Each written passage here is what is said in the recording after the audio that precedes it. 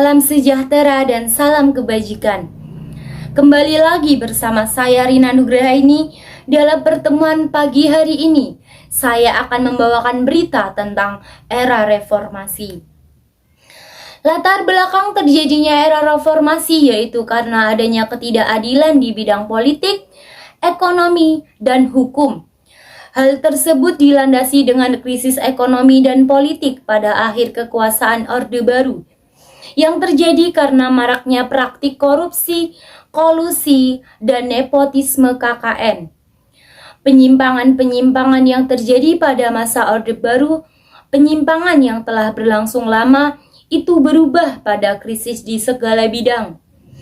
Antara lain, krisis politik, hukum, ekonomi, sosial, dan kepercayaan. Tuntutan dan agenda reformasi. Turunnya Soeharto yaitu dari jabatan presiden, Soeharto digantikan oleh B.J. Habibie dan berakhirnya masa Orde Baru selama 32 tahun dan memasuki era baru yaitu era reformasi. Dan agendanya yaitu suksesi kepemimpinan nasional, amandemen UUD 1945, pemberantasan KKN, penghapusan dwi fungsi ABRI, penegakan hukum, pelaksanaan otonomi daerah.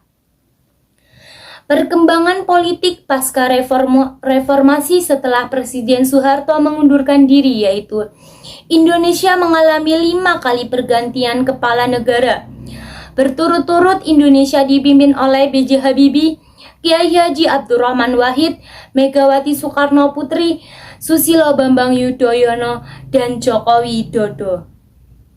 Masa pemerintahan B.J. Habibie. Masa jabatan Presiden B.J. Habibie yaitu 2 bulan 7 hari sebagai Wakil Presiden dan selama 1 tahun 5 bulan sebagai Presiden. Kabinet pada masa pemerintahan B.J. Habibie yaitu Kabinet Reformasi Pembangunan yang terdiri dari berbagai elemen kekuatan politik dalam masyarakat seperti ABRI, partai politik atau Golkar, PPP, dan PDI, unsur daerah, golongan intelektual dari perguruan tinggi dan lembaga swadaya masyarakat.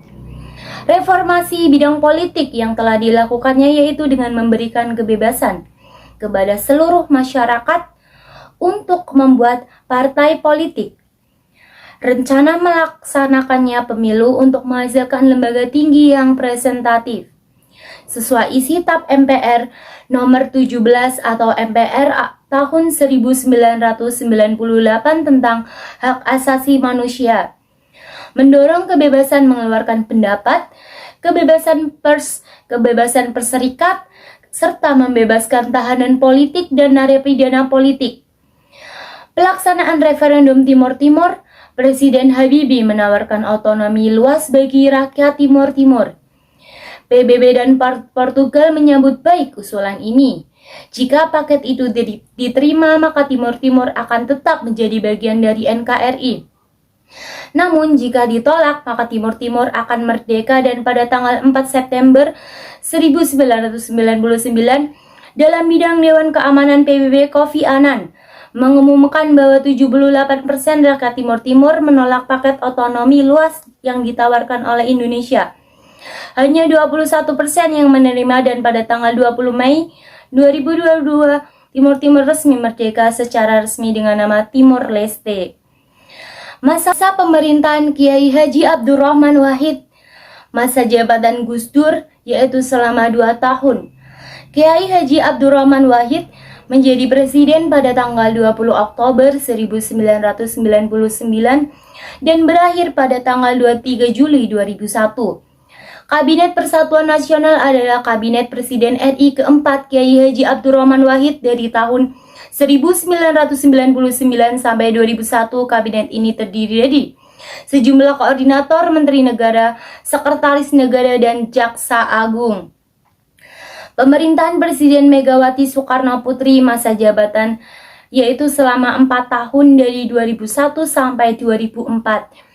Beliau menggantikan Kiai Haji Abdurrahman Wahid sebagai presiden diterapkannya MPR nomor 23 tahun 2001.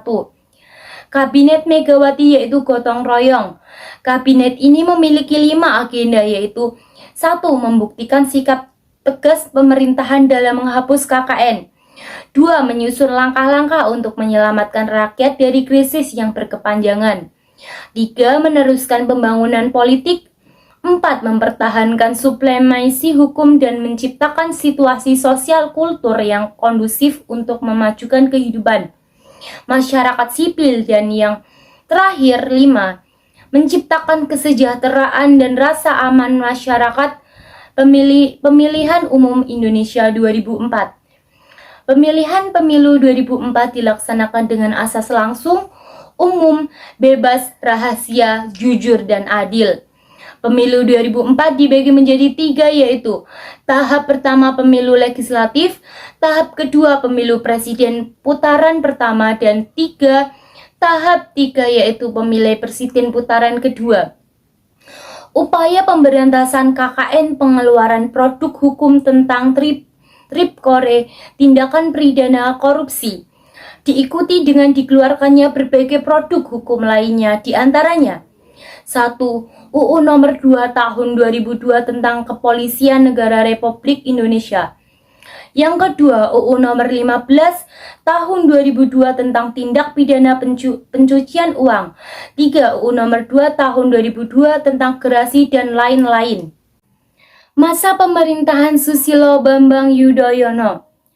Masa jabatan Susilo Bambang Yudhoyono menjadi presiden pada tanggal 20 Oktober 2004 sampai 2009 dan periode kedua pada tahun 2009 sampai 2014. Kabinet Indonesia Bersatu dibuat pada tanggal 21 Oktober 2004 dan masa baktinya berakhir pada tanggal 5 Desember 2005. Program pertama Susilo Bambang Yudhoyono yaitu 100 hari. Program ini bertujuan memperbaiki sistem ekonomi yang sangat memberatkan rakyat Indonesia, memperbaiki kinerja pemerintahan dari KKN, serta mewujudkan keadilan dan demokratisnya selalu melalui kepolisian dan kejaksaan agung. Masalah disintegrasi pemerintahan berusaha menyelesaikan konflik Aceh dengan cara damai, adil, dan bermartabat.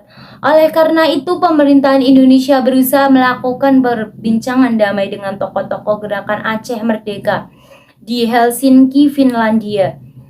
Masa kepemimpinan Joko Widodo.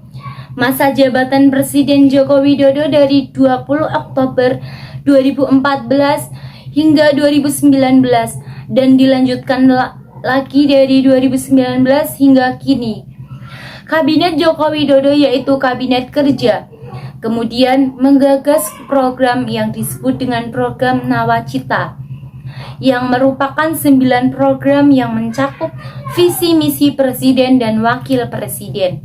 Siang hari makan kuaci, makannya bareng Ibu Asi. Cukup sekian berita acara pada pagi hari ini. Saya ucapkan banyak terima kasih.